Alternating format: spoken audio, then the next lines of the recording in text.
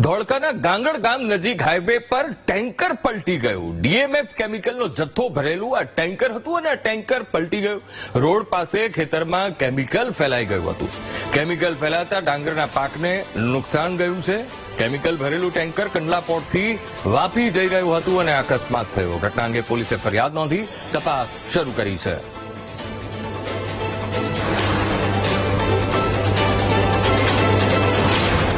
તો ધોળકાના ગાંગડ પાસેની આ ઘટના છે, જ્યાં એક ટેન્કર, કેમિકલ ભરેલું ટેન્કર એ પલટી મારી ગયું હતું અને બધું જ કેમિકલ એ ખેતરમાં એ ફેલાઈ ગયું હતું અને જેના કારણે ડાંગરના ઉભા પાકમાં નુકસાન ગયું છે. તો હાઈવે પર કેમિકલ ભરેલા ટેન્કર પલટવાની ઘટના ધોળકાના ગાંગડ પાસે આ ઘટના બની છે. રોડ પાસે ખેતરમાં કેમિકલ ફેલાઈ ગયું છે અને ડાંગરના પાકને મોટા પાયે નુકસાન ગયું છે.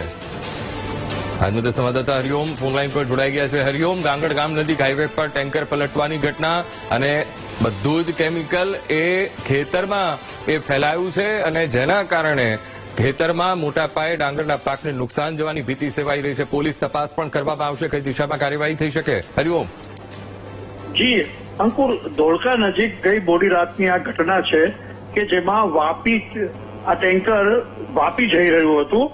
કંડલા પોર્ટથી નીકળેલું આ હતું અને એમાં ડીએમએફ કેમિકલ કે જે જલદ કેમિકલ ગણવામાં આવે છે અને અચાનક જ એ ટેન્કર રોડ હાઈવે ગાંગડ નજીક પલટી ખાઈ જતા તમામ કેમિકલનો મોટા ભાગનો જથ્થો એ બાજુમાં રહેલા ખેતરમાં પડ્યો હતો અને એના કારણે જે ડાંગરનો ઉભો પાક હતો એ દ્રશ્યોમાં આપણે જોઈ શકીએ છીએ કે ડાંગરના પાકને ઘણું બધું નુકસાન થયું છે. ત્યારે ખેડૂત દ્વારા પણ આ મુદ્દે ફરિયાદ કરવામાં આવી છે. હાલ પોલીસ પણ ત્યાં પહોંચી અને સમગ્ર મામલે કેટલું નુકસાન છે અને શું છે, સૌથી મહત્વની બાબત કે જો આટલું આ જલદ અને આવા કેમિકલ હોય તો એમાં પ્રિકોશન્સ કોઈ કેમ નથી લેવામાં આવતા.